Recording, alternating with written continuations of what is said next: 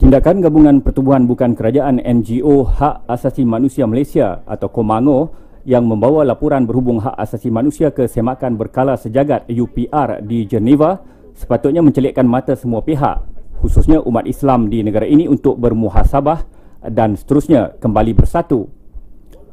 Tuntutan KOMANGO secara spesifiknya mendesak Seksyen 377A Kanun Keseksaan berkaitan jenayah liwat dan enakmen-enakmen jenayah syariah yang bertujuan menyekat gejala lesbian, gay, biseksual dan transgender atau LGBT, murtad serta penyebaran syiah dimansuhkan.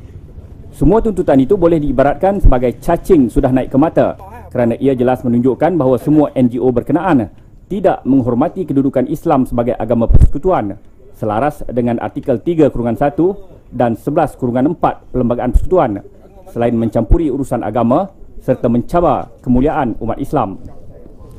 Naib Presiden UMNO Datuk Seri Hishamuddin Tun Hussein berkata ini peluang terbaik menzahirkan keikhlasan masing-masing. Jadi mungkin ni peluang yang terbaik untuk kita ketepikan pertimbangan politik kita, duduk semeja, memikirkan di mana kita nak bawa orang-orang Islam, umat Melayu ni pada masa yang akan datang berdepan dengan dunia tanpa sempadan, dalam dunia nilai menjadi gadaian dan ajaran agama yang paling asas boleh bahaskan.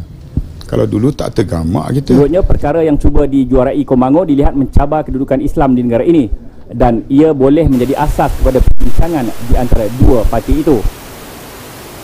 Jadi kena tanya sendirilah apa sebenarnya peranan mereka, kerana kita kena jawab bukan sahaja kepada ahli-ahli kita dan pengundi-pengundi kita. Akhirnya mereka juga mesti jawab kepada Allah Subhanahu Wa Taala sebagai pemimpin dan sebagai ahli sebuah parti yang meletakkan agamanya sebagai asas perjuangan mereka.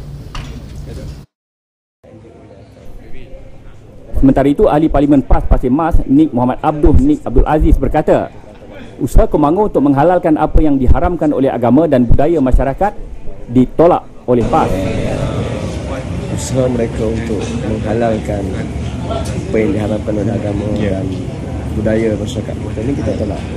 Jadi apa yang BN sebut untuk tolak itu isu yang isu bersama. Sama ada speaker tolak nak bahas ataupun tidak, itu isu parlimen. Dalam isu ini, apakah PAS bersedia menyahut cabaran Ahli Parlimen Tanjung Karang Datuk Seri Noh Omar supaya parti itu menjadikan isu KOMANGO ini sebagai titik permulaan kerjasama dengan UMNO memperjuangkan isu-isu berkaitan Islam? Tak, isu muzakarah ni isu berbangkit dengan hal-hal umat Islam dan hal paduan negara kita. Jadi muzakarah itu terbuka untuk kita bincang. Yang saya bimbang ialah muzakarah ini dipolitikkan. Jadi perkara yang baik ni bila dipolitikkan dia akan jadi tak elok lah.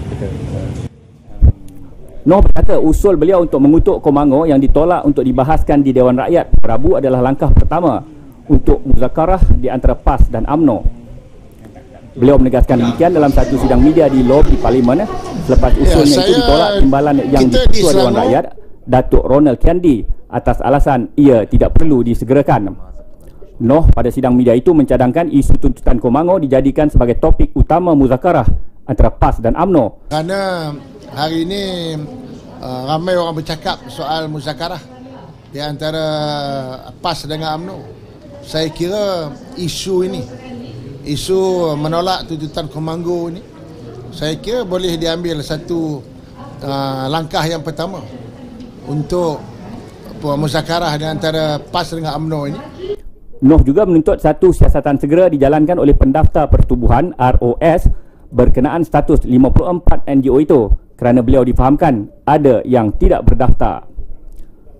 Selain itu, beliau mahu kerajaan menyiasat individu di sebalik pertubuhan yang jelas membuat tuntutan bercanggah dengan Islam serta kedudukan Islam sebagai agama persekutuan.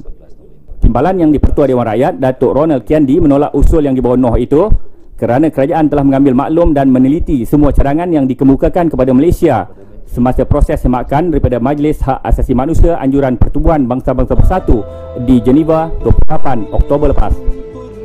KOMANGO terdiri daripada gabungan 54 badan bukan kerajaan NGO Malaysia, antara lain menuntut kebebasan untuk murtad sebagai hak kebebasan beragama, dengan menafikan bidang kuasa mahkamah syariah dalam menentukan keislaman seseorang. Selain itu, Komango menuntut menghapuskan undang-undang jenayah syariah yang sedang berkuat kuasa, mengiktiraf hak pengamal lesbian, gay, biseksual dan transseksual atau LGBT, menghalalkan penzinaan atas alasan kedua-dua pihak rela dan bersetuju. Semoga isu Komango ini membuka mata PAS untuk duduk semeja dengan hati terbuka demi mempertahankan kedudukan agama Islam.